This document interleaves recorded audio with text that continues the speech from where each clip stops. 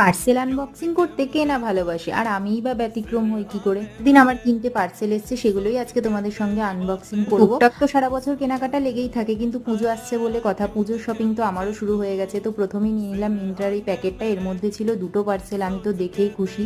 তো প্রথমেই ছিল এই শার্টটা, এটা ছিল মেশিন ওয়াশ কাপড়ের, দেন ছিল আরেকটা শার্ট, আর এটা হচ্ছে মেবি রেয়ন কাপড়ের।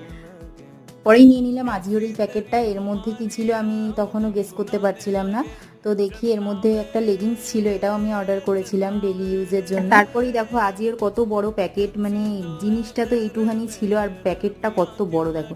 তো যাই হোক, এটা খুললাম, খুলে দেখি এর মধ্যে একটা কুর্তি ছিল। তো দেখি আমি বুঝতে পেরেছি এটা তো আমার জন্য নয়, এটা দিদির, কিন্তু এটা অর্ডার করেছিলাম আমি।